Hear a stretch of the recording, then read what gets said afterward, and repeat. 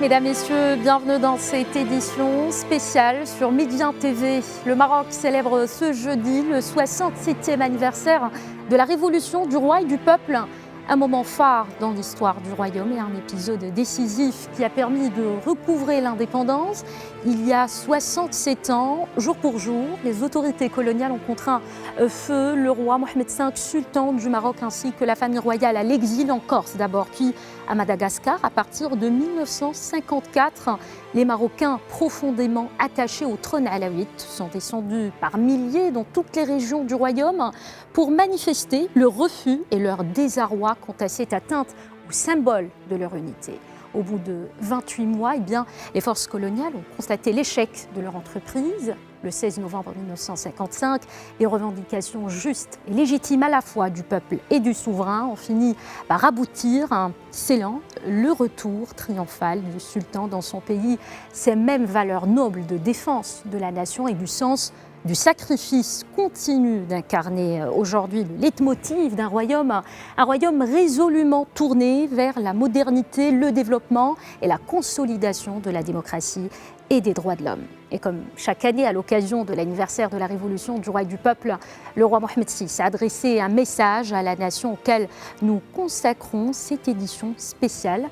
Un message axé sur la nécessité d'une prise de conscience collective pour consolider les acquis et mieux faire face à cette pandémie de Covid-19. Et pour revenir justement sur les grands axes du discours royal, j'ai le plaisir d'accueillir en direct depuis Rabat Naïm Kamal, directeur de publication du site d'information quid.ma, et Idriss Issaoui, analyste politique. Merci d'avoir accepté notre invitation.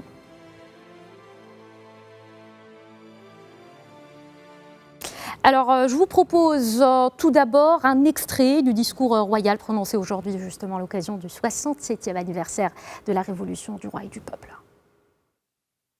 في مثل هذا اليوم من سنة 1953 En ce même jour de l'an 1953, la volonté de notre grand-père, Sa Majesté le roi Mohamed V, et de son compagnon de lutte, notre père, Sa Majesté le roi Hassan II, que Dieu ait leurs âmes, convergea avec celle du peuple marocain pour que naquît une révolution historique dont le mot d'ordre fut le rejet solennel des plans coloniaux. Patriotisme sincère, esprit de sacrifice, solidarité et loyauté, telles furent les vertus électives de cette glorieuse épopée qui visait à faire émerger un Maroc libre et indépendant. L'histoire du Maroc est ainsi richement tissée d'événements qui portent témoignage de la symbiose parfaite entre le trône et le peuple, toujours unis face aux vicissitudes du temps. C'est l'état d'esprit qui, lors des premières phases de la pandémie du Covid-19, a animé les Marocains qui ont alors fait preuve d'engagement et se sont collectivement engagés. Au cours de cette période de crise, nous avons réussi, par nos efforts conjoints, à atténuer l'impact sanitaire et ses conséquences économiques et sociales. À ce titre, de larges franges de la population ont bénéficié du soutien de l'État. Nous avons initié un plan ambitieux et inédit pour la relance économique et nous avons impulsé un grand projet pour la généralisation de la couverture sociale au profit de tous les Marocains. À cet égard, nous insistons sur la nécessité d'une bonne mise en œuvre de ces projets dans les délais fixés.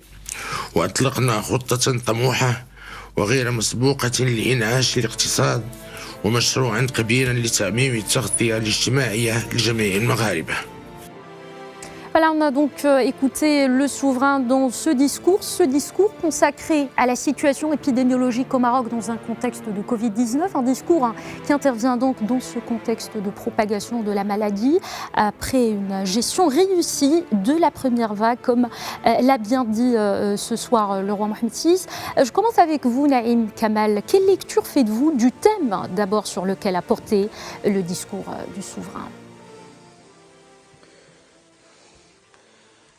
Écoutez, je crois que c'est le thème du moment, le thème de la circonstance.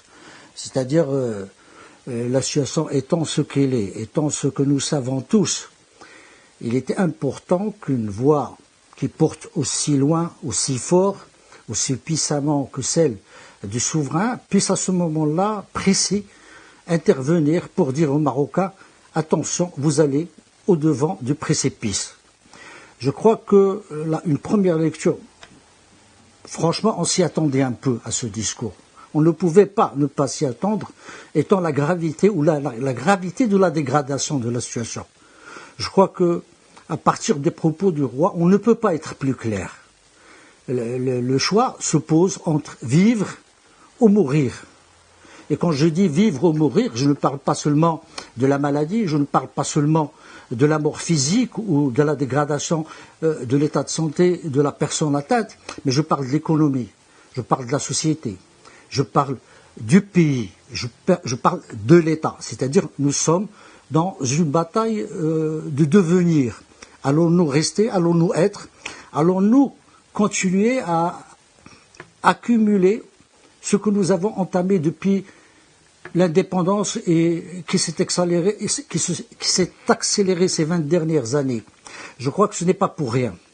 Si le souverain a fait le lien, c'est tombé à point nommé, le hasard fait bien les choses, a fait le lien entre la révolution du roi et du peuple, parce qu'au moment de la déposition du roi Mohamed V, il s'agissait de l'avenir et du devenir du Maroc, parce que, pour rappeler le contexte, c'était une tentative de passage en force du protectorat français qui voulait passer du statut de protectorat à statut de colonie et donc de détruire l'État ancestral, l'État multiséculaire marocain.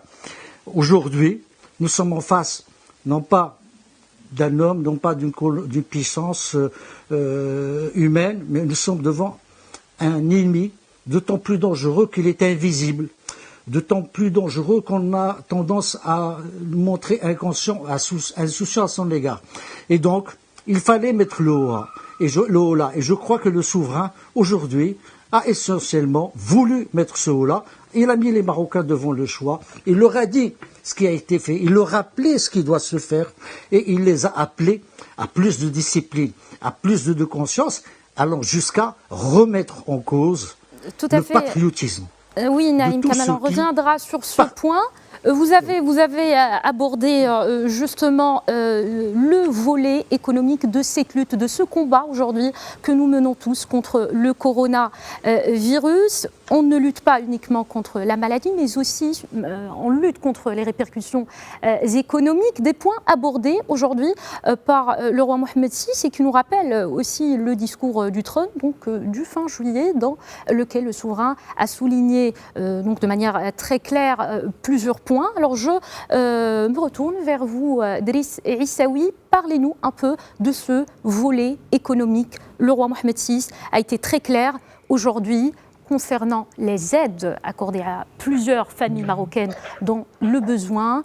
Est-ce qu'on est aujourd'hui capable d'aller au-delà donc, de cette étape? Est-ce qu'on est en mesure encore de résister, ou bien il est temps d'agir et il est temps de prendre les choses plus au sérieux? Driss Issaoui.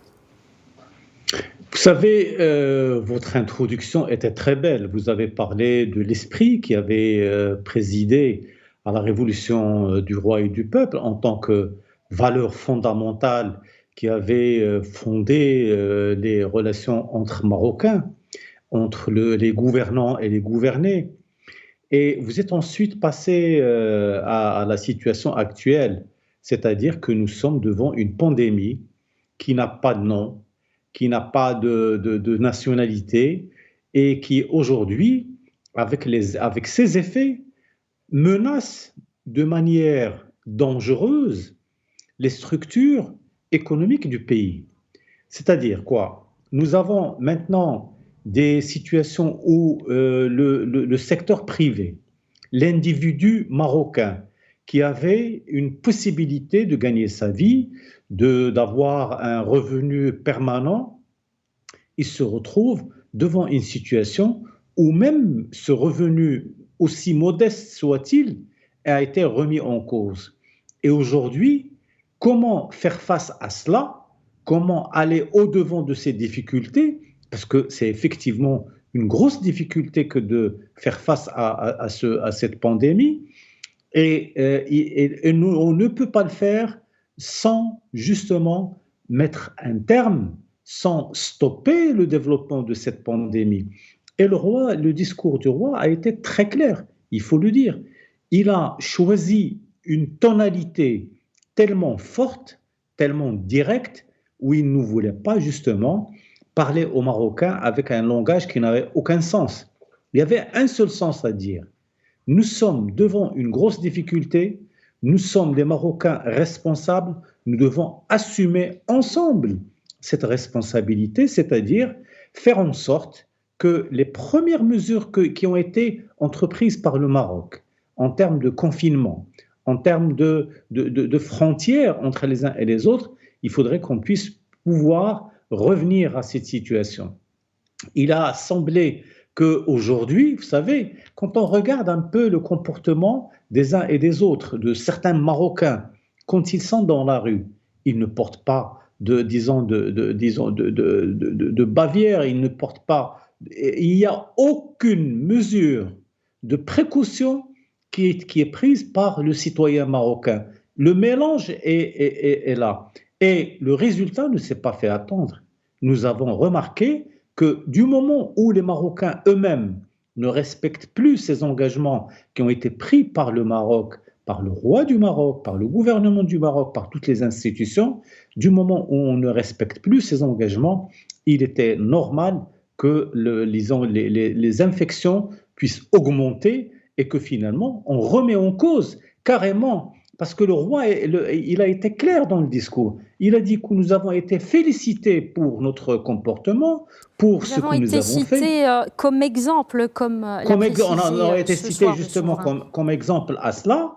Aujourd'hui, il y a un risque, c'est que non seulement on ne sera pas cité comme exemple pour ce comportement, mais on va nous reprocher le fait d'avoir participé à la dégradation de la situation physique, matérielle, économique, et au-delà de cela. C'est-à-dire le Maroc ne pourra plus faire face à ses besoins, ne pourra plus honorer ses engagements, il va être véritablement dans une situation de dépendance et qui va être très problématique pour l'ensemble de la société, que ce soit le gouvernement ou le secteur privé ou l'opérateur économique. Alors dans ce sens justement, Driss Issaoui, je cite le souverain ce soir, je cite « Ces comportements pourraient être compris si les outils de prévention étaient soit indisponibles sur le marché, soit coûteux, mais il se trouve que l'État est scrupuleusement attaché à fournir ces produits en abondance et à des prix très raisonnables ». Quel est le message qu'on peut tirer de cet extrait du discours royal ? Cet extrait, il est très direct. Au lieu que les Marocains viennent vous dire « Ah, on n'a pas eu les matériaux, on n'a pas eu tel équipement, on n'a pas eu telle chose ». Non. Le Maroc a pris sa responsabilité en ce qui concerne la production des bavettes, de tous les produits qui sont liés justement à la lutte contre le corona. Il l'a fait, il l'a financé, il a fait tout cela. Mais qu'est-ce qu'on a trouvé en face ? On a trouvé un comportement irresponsable, un comportement complètement irresponsable, et on a vu une multiplication des cas, dans beaucoup de villes où c'est devenu complètement insupportable. Et les autorités publiques ont été obligées à un certain moment d'arrêter la circulation entre les villes, d'interdire l'accès à telle ou telle, telle facilité. Donc ça a été véritablement une situation où le gouvernement marocain n'a pas eu le choix que celui de dire « arrêtons le massacre, arrêtons cette situation ». Et le discours d'aujourd'hui, ce n'est pas un discours pour dire « ça va, vous êtes bien, on est très bien ». Non, c'est un discours pour dire « ça ne va pas ». Pour dire « attention, nous sommes en face d'une situation complètement qu'on ne peut pas maîtriser ». Et que le Maroc n'a pas les moyens d'aller de l'avant en étant irresponsable, en oubliant le fait que quand on lutte contre cette maladie, on doit le faire dans le cadre d'une solidarité et d'une cohésion sociale qui doit nous permettre d'aller de l'avant. Oui, tout à fait.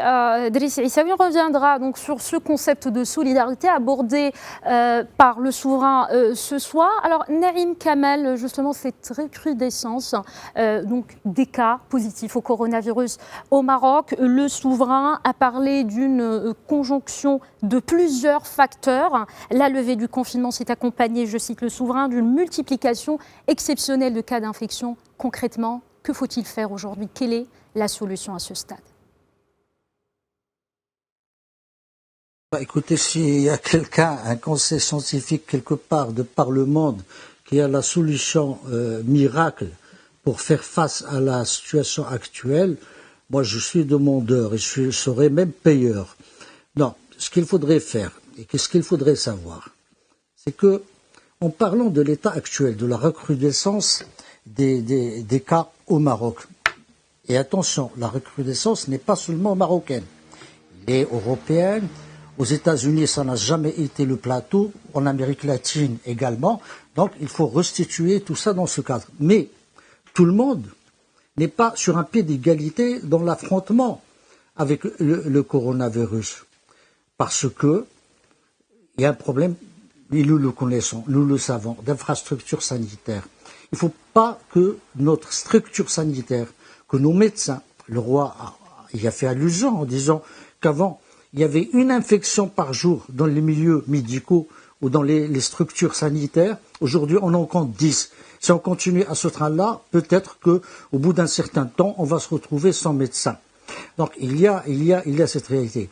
Ce qu'on doit faire, ce que tout le monde fait, d'abord, et ça a été dit, les gestes basiques, les gestes de protection basiques, c'est pas coûteux, ça coûte rien. Peut-être un peu de chaleur, peut-être un peu de sueur, une bavette, se laver les mains régulièrement au savon et ou sinon au gel hydroalcoolique. Prendre ses distances, éviter les foules, éviter les attroupements. Donc il y a ces gestes barrières de manière à ce que, on l'a vu comment les plages étaient bondées, sans que personne n'ait une bavette, sans qu'il y ait aucune distanciation sociale, sans qu'il y ait pas sociale, physique, sans qu'il n'y ait aucune distanciation physique. Et tout cela, ça a créé un rush qui est en train de se développer. S'il continue ainsi, il ne faut pas oublier, et ça là, je voudrais ouvrir une parenthèse, parce que vous avez posé la question tout à l'heure à Driss. Le roi a signalé que nous avons lancé un programme de relance économique des plus ambitieux. Il faisait référence au plan de 120 milliards de dirhams, il a parlé de la généralisation et il a exigé, malgré les difficultés que nous sommes en train de connaître, malgré les indisciplines, et là je vais revenir sur les indisciplines tout de suite après, que nous continuons à construire, nous continuons à avoir de l'espoir en l'avenir parce qu'on a de l'espoir dans les Marocains si on les interpelle pour qu'ils reviennent. Et là, oui, je reviendrai vers vous. Le souverain a abordé ce soir un point extrêmement important que nous remarquons dans nos conversations quotidiennes au Maroc. Il y a parmi nous, effectivement, ceux qui ne croient même pas en l'existence réelle du virus, malgré les efforts de sensibilisation déployés sur plusieurs niveaux. Est-ce que le travail de sensibilisation mené jusqu'à aujourd'hui n'est pas suffisant, à votre avis, Driss Issaoui ? Vous savez, quand on est dans une situation de crise comme celle-ci, il est extrêmement difficile de savoir si on a convaincu ou pas. Pourquoi ? Parce que nous avons un phénomène qui ronge les antres de la société et vous avez de l'autre côté des gens qui essaient de s'adapter. Alors, comment voulez-vous savoir si votre plan de communication a été convaincant ou non, surtout quand vous retrouvez des gens, au lieu d'adopter des comportements quotidiens simples, Naïm Kamel vient de le dire, disons, se couvrir la bouche, se laver les mains, donner une distance éviter les attroupements, mais les gens ne le font pas. Ils font exactement le contraire de ce qu'on est en train de dire aujourd'hui. Alors, la communication, il y a eu un grand effort. Mais malheureusement, dans cette situation, il est extrêmement difficile. Nous l'avons remarqué, que ce soit en France, en Espagne, en Allemagne, aux États-Unis par exemple, au Brésil. Regardez les grands pays comment ils souffrent. Pourquoi? Parce qu'à un moment donné, ils se sont dit « Ah, il n'y a pas d'infection Covid, il n'y a rien, on ne croit pas en cela. » Et finalement, ce sont les gens qui payent le tribut le plus large. Mais aujourd'hui, vous savez, quand vous avez ça, vous avez une machine qui s'arrête. C'est la machine économique. Il y a effectivement un plan qui a été travaillé. Ça a été demandé par le roi Mohammed VI et ça a été travaillé par le ministère des Finances et les autres ministères. Et on a présenté un plan d'urgence. Un plan d'urgence qui vise justement la relance de l'activité économique au niveau des entreprises, au niveau de l'investissement et en termes de rénovation. On a injecté quelque chose comme 120 milliards de dirhams. 120 milliards que nous avons collectés ici et là sur la base d'emprunts, de contributions des entreprises publiques et privées, de l'extérieur, de l'intérieur. Mais quand on fait tout ce travail et vous avez à côté des gens complètement irresponsables qui se mettent dans les rues et qui commencent à se comporter de manière complètement irrationnelle et irresponsable, il est extrêmement difficile de mesurer la capacité de votre communication à être performante et à arriver à des résultats concrets. Ça, c'est le problème que nous avons vécu au Maroc, nous l'avons vu. Vous ne pouvez même pas aujourd'hui mesurer l'impact de telle ou telle mesure économique pour l'investissement, pour l'emploi. Mais le roi, il a été clair dans cette histoire. Il a dit, pour moi, je dois protéger l'emploi, je dois protéger les classes, surtout la classe moyenne. La classe moyenne est un sujet permanent. Et le roi en a fait un sujet permanent depuis un certain temps où il considère que les classes moyennes, c'est véritablement un pilier du développement de ce pays. J'espère qu'on va l'écouter pour une fois et pouvoir aller dans le sens qu'il a indiqué. C'était juste un rappel, c'était un sujet central donc, du discours prononcé à l'occasion du 66e anniversaire justement de la Révolution du roi et du peuple en août dernier. Concernant ce volet économique donc, que vous étiez en train d'aborder, rappelons ces points essentiels, le fonds spécial Covid-19 donc créé sur hautes instructions du roi Mohammed VI depuis le début de la pandémie en est aujourd'hui à quelques 33 milliards de dirhams, 700 millions justement, exactement à peu près, et puis 5 milliards de dirhams par exemple injectés aussi dans la caisse centrale de garantie. Tout à fait, il y a plusieurs initiatives, beaucoup d'efforts déployés dans ce sens, mais le souverain aujourd'hui a souligné un point très important, toutefois cet appui ne peut continuer indéfiniment car les aides accordées par l'État excèdent ses ressources. Votre réaction, Driss Issaoui? Absolument. Vous savez, n'importe quel État, que ce soit la France, vous savez, les Français et les Allemands ont pris une initiative de dire « Attention, les pays européens n'ont pas les moyens de faire face à cette pandémie et à cette catastrophe, alors on va faire un emprunt, on va donner de l'argent. » Et il y a eu un grand débat sur comment on va utiliser cette somme d'argent. Aujourd'hui, le Maroc, c'est la même chose. Vous savez, nous, on n'est pas un pays qui est excessivement riche, qui n'a pas de limite à ses moyens. Nous avons des limites. Nous avons un endettement. Nous avons une nécessité de lancer un certain nombre de secteurs. Et nous avions commencé avec cela. Le secteur de l'automobile, l'industrie de l'aviation, etc. Mais aujourd'hui, vous savez, avec ce que nous sommes en train de vivre, on a donné un coup d'arrêt mortel, complètement mortel à ces secteurs-là. Et si on n'arrive pas à en sortir le plus tôt possible, je ne sais pas quelles seront les conclusions. C'est pour cela que le discours du roi a été un discours très raisonnable, un discours sérieux et un discours direct aux Marocains moyens, à tous les Marocains, pour qu'ils fassent attention à leur comportement, à leur manière de gérer, de vivre. Parce qu'aujourd'hui, on ne demande plus rien. On demande aux gens d'avoir des précautions dans leur comportement, dans leur manière de vivre. Et si on injecte de l'argent pour faire travailler les gens, vous avez des gens qui ne font rien pour cela, comment voulez-vous vivre? Et moi, je reviens ici à un communiqué qui a été lancé par la société civile à Marrakech aujourd'hui et qui demande justement d'ailleurs, ce qui était remarquable, ils se sont présentés avec des félicitations au roi Mohamed VI, au peuple marocain à cette occasion, mais en même temps, ils ont fait un constat des plus directs sur les défaillances du secteur de la santé au niveau de la wilaya de Marrakech.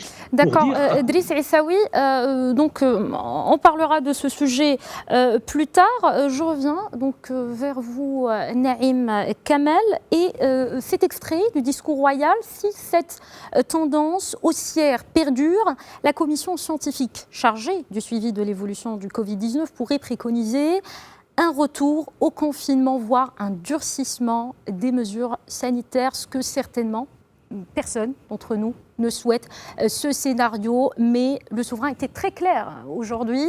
C'est envisageable si les chiffres donc gardent cette tendance haussière. Que pouvez-vous nous dire à ce sujet? Écoutez, je crois qu'on est en train d'assister à une évolution dans les mesures à prendre face au Covid et à sa progression.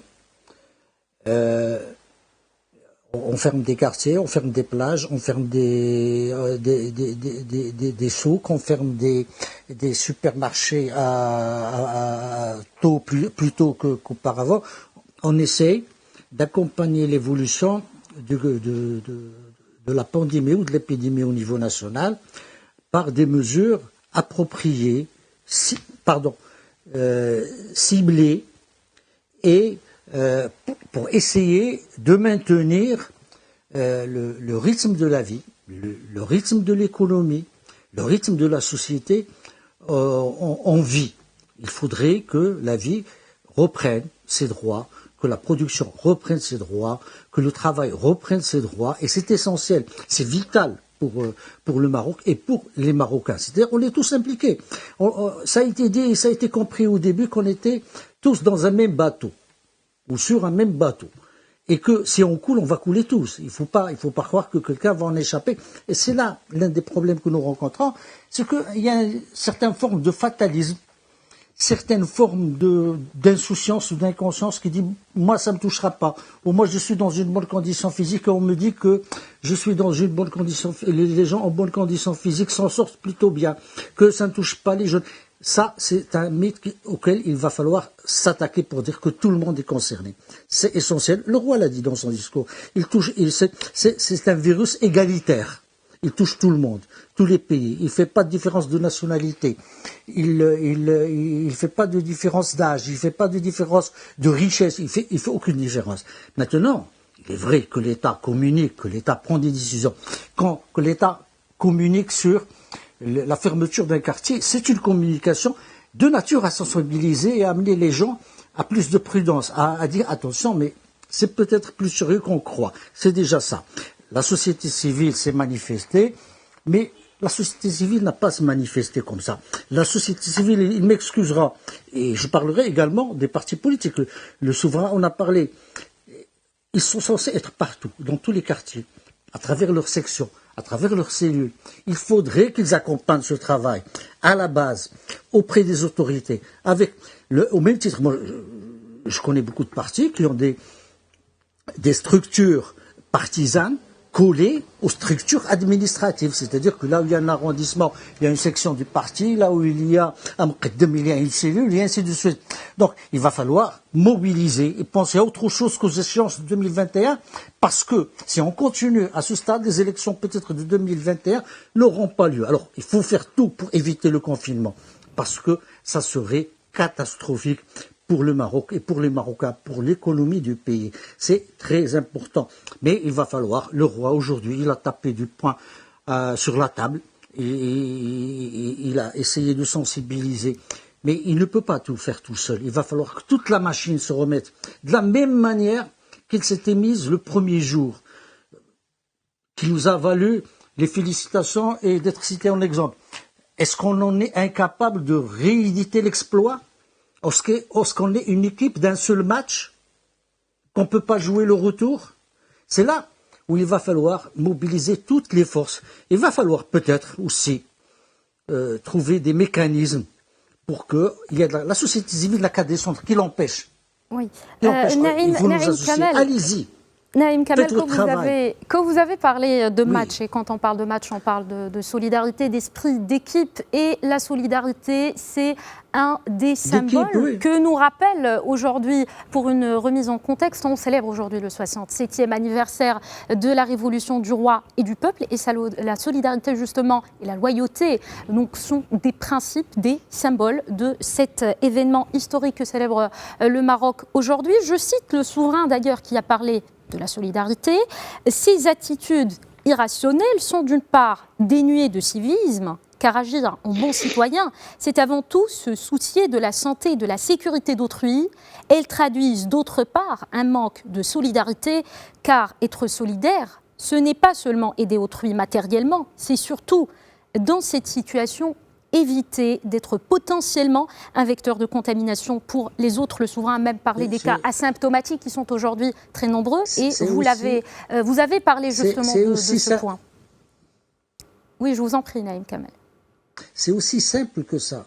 Protéger l'autre, c'est se protéger. Il faut partir même d'un truc, d'un principe égoïste.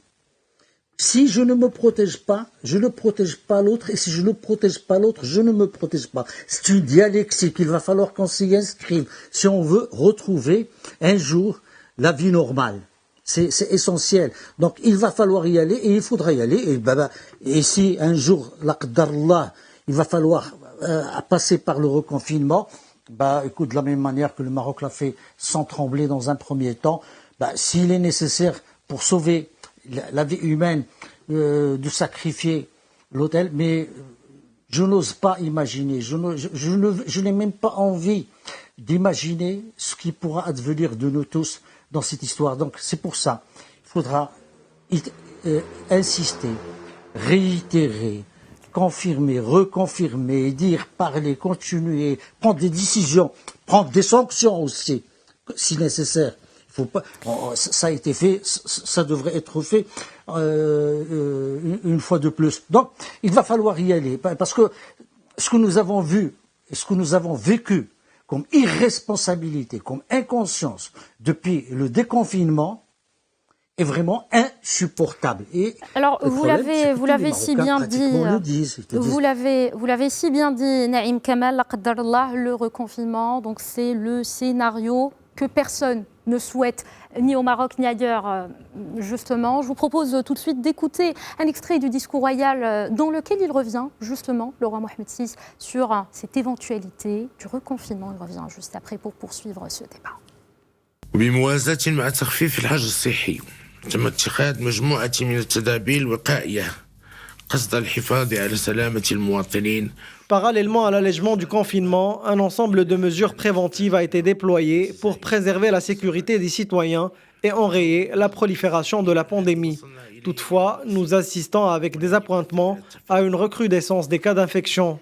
En effet, nous constatons avec regret que la dégradation de la situation sanitaire ne porte guère à l'optimisme à cette date. Et quiconque, cher peuple, te dit le contraire, est un affabulateur.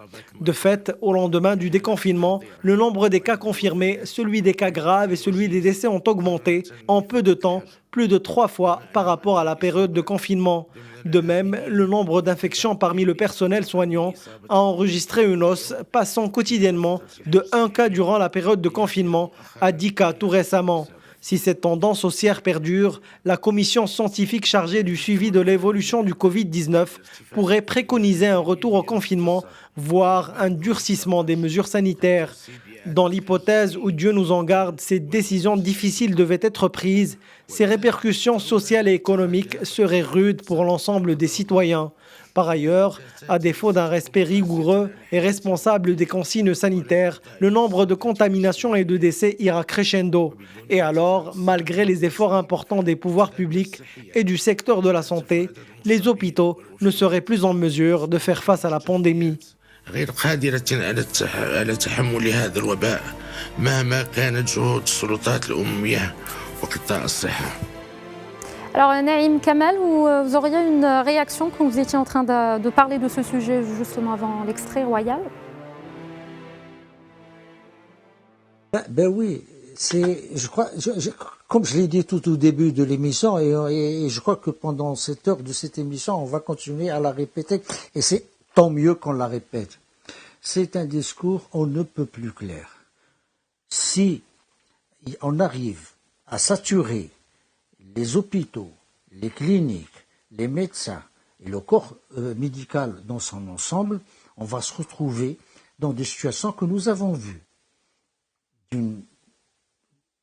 dramatiques, tristes, que nous avons vues en Amérique latine, dans certains pays où on a vu les enterrements dans les fosses communes, on a vu les alignements. On n'aimerait pas en arriver là. Il faut espérer qu'on n'en arrivera pas là. Il faut prier pour qu'on en arrive là, mais aussi il faut travailler pour qu'on n'en arrive pas là. Et on n'en arrive pas là. Et le souverain, il a été très clair. C'est la responsabilité de chacun. Et je crois qu'il a bien pesé ses mots quand il a dit que ne pas observer les règles d'hygiène et de protection, les mesures barrières, qui sont très simples pourtant. C'est vrai que le masque peut être gênant et dérangeant. C'est vrai que le gel hydraulique peut parfois irriter. Mais vaut mieux ça que le désastre.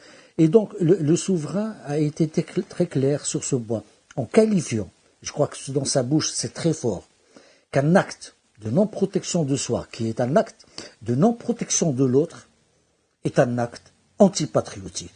C'est pas un acte patriotique. Tout à fait. Je crois qu'il va falloir...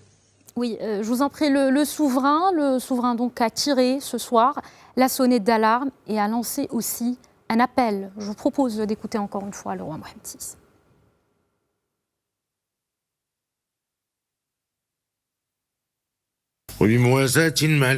Concomitamment aux mesures initiées par les pouvoirs publics pour juguler la pandémie, j'appelle les forces vives de la nation à faire preuve de mobilisation et de vigilance et particulièrement à adhérer unanimement aux efforts déployés à l'échelle nationale afin de sensibiliser la société, éveiller sa conscience et l'encadrer. À cet égard, je souligne que pour sortir de la situation actuelle et relever le défi de la lutte contre la pandémie, chacun devra observer une conduite civique exemplaire et responsable.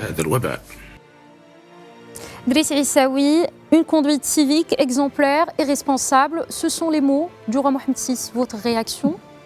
Absolument, vous savez, c'est un discours, on l'a dit tout à l'heure, c'est un discours clair, net, adressé à chacun des Marocains en tant qu'individu et en tant que groupement. Et il est en train de leur dire, attention, ne jouez pas avec votre avenir, ne jouez pas avec le devenir de votre peuple.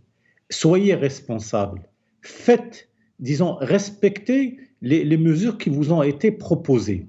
Si on ne le fait pas, il est clair que, quelle que soit la situation, quels que soient les efforts que le gouvernement prendra, que l'État marocain va imposer, parce qu'on peut imaginer, comme certains pays, que l'on va, par exemple, assujettir le non-respect de telle ou telle action avec un procès-verbal. Ce n'est pas la solution. La solution, c'est l'adhésion. C'est la solidarité, c'est le fait de se dire nous sommes les meilleurs, il faut qu'on le reste. Mais pour le rester, il faut le vouloir. Et le Marocain peut justement, il est capable de dire je veux être mieux que l'autre en respectant ce confinement, en essayant de protéger mon prochain, en essayant de ne pas porter atteinte à la sécurité de l'autre, etc. Donc, si on ne fait pas ça, je ne pense pas que l'on soit imbibé de ces valeurs de solidarité, de ces valeurs de citoyenneté qui font que les Marocains ont toujours défendu leur peuple, ils ont toujours défendu leur territoire avec acharnement et avec conviction.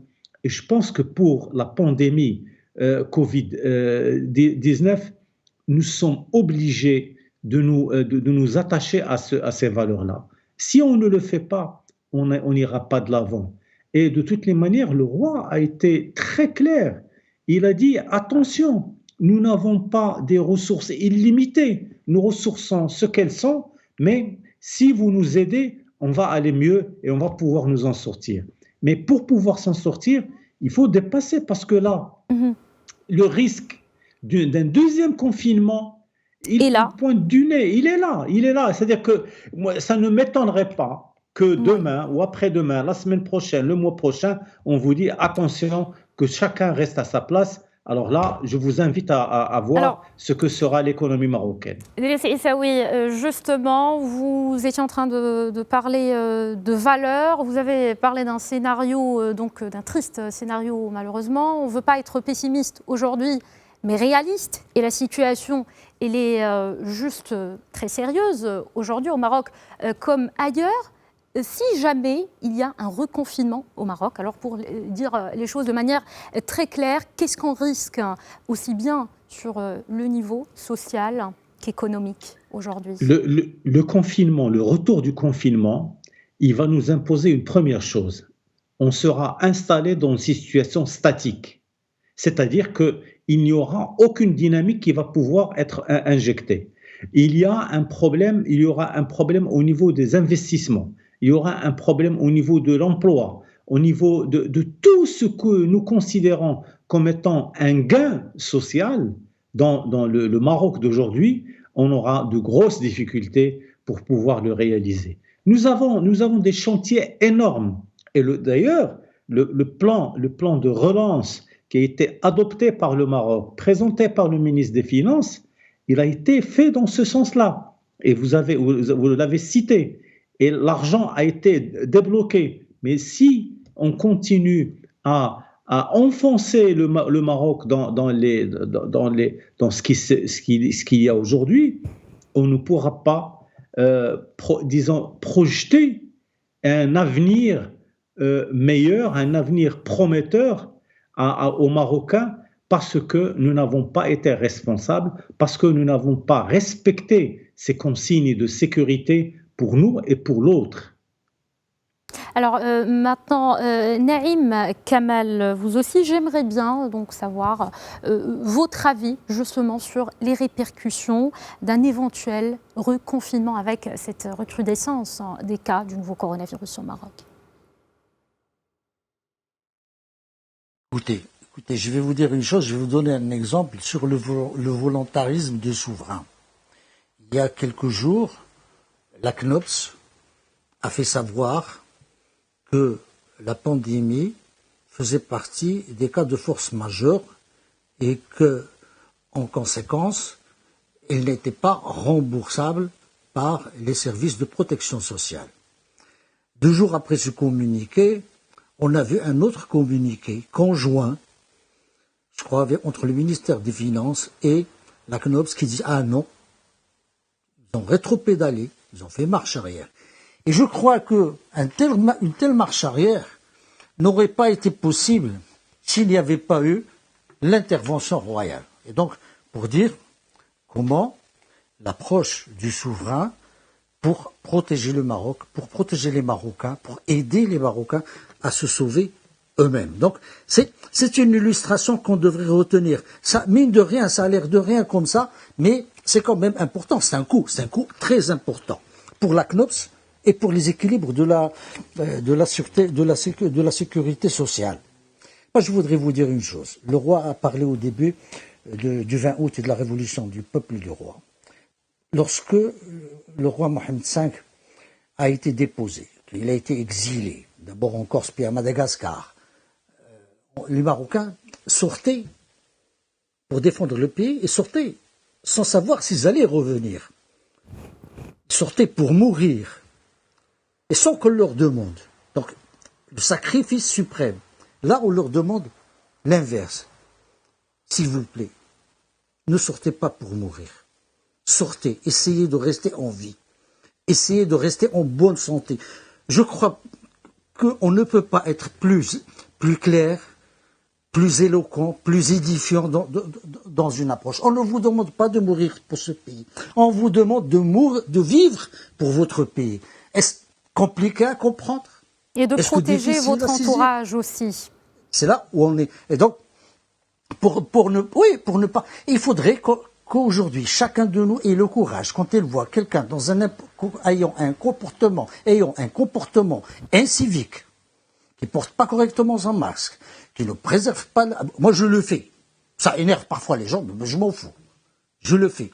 Que chacun de nous devient responsable de lui-même et de l'autre. Si l'autre n'est pas capable d'être responsable de lui-même, il faut qu'on devienne responsable de lui et il faut qu'on l'interpelle sur ses devoirs, ses obligations envers lui, envers ses voisins, envers ses enfants, envers ses frères, envers ses cousins, envers ses amis, envers tous ceux qui sont dans cet espace commun de notre vivre ensemble qu'est le Maroc. C'est pas compliqué. Et donc, il va falloir qu'on essaie d'adopter de nouveaux comportements, de nouvelles attitudes citoyennes. Pourquoi pas? Écoutez, moi, quand je vois dans une queue, quand je vois quelqu'un qui ne me donne pas 1 mètre, je lui dis s'il vous plaît. Quand je vois quelqu'un avec un masque à la hauteur de la bouche, je lui dis, écoutez, arrangez votre masque. C'est pas, il y a des gens qui comprennent, il y a d'autres parfois qui font la boucle. Un geste simple, mais qui peut sauver des vies, Naïm Kamal, n'est-ce pas? Mais c'est exactement ça. Alors, je me retourne vers vous, Driss Issaoui. Est-ce que vous ne pensez pas aujourd'hui que le Maroc est dans une dynamique donc très très avancée sur plusieurs niveaux, plusieurs chantiers sont aujourd'hui lancés. La commission sur le modèle de développement donc est en train de préparer donc ces travaux qu'elle devrait donc soumettre à l'appréciation royale d'ici le mois de janvier prochain, janvier 2021. Le souverain a parlé aussi du très grand chantier de la généralisation de la couverture sociale au Maroc. Est-ce qu'à votre avis, on n'est pas aujourd'hui, est-ce qu'on n'est pas censé nous protéger notre entourage, miser sur les acquis et éviter les pires scénarios pour aider notre pays à avancer et pour ne pas être à l'origine tout simplement de retard en plus? Ce que le roi Mohamed VI a dit dans son discours, c'est quelque chose de relativement simple. Il vous dit, attention, préservez votre santé, préservez l'environnement, préservez votre société, essayez de respecter les consignes qui vous ont été données. C'est la meilleure façon de contribuer au développement de votre pays. Effectivement, vous l'avez dit, il y a aujourd'hui un certain nombre de projets, de chantiers qui ont été lancés pour les petites entreprises. Vous savez, dans les discours du roi, il y a toujours cette référence aux petits métiers, à la classe moyenne, aux gens qui n'ont pas les moyens, à ceux qui ne sont pas dans le circuit économique. Il dit attention, faites attention à ces gens-là, faites attention à leurs revenus, etc.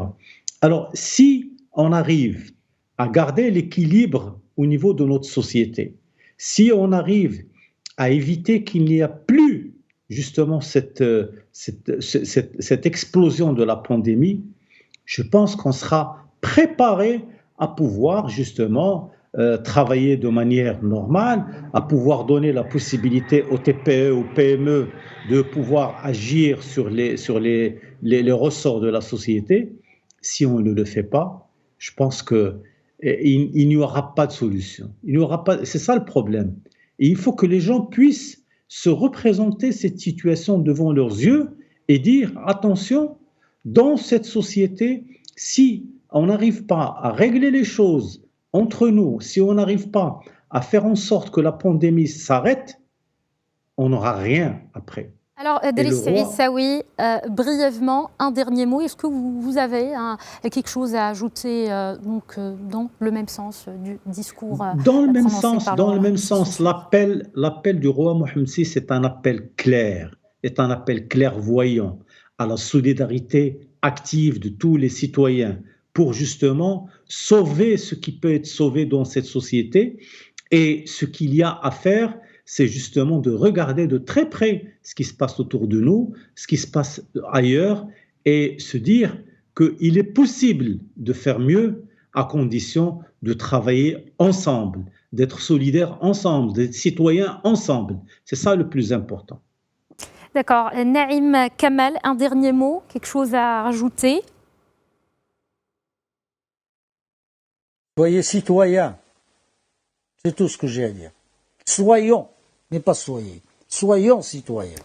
Citoyens, solidaires, exactement. Soyons engagés et loyal envers la patrie, envers le pays, envers son peuple, envers sa monarchie, etc.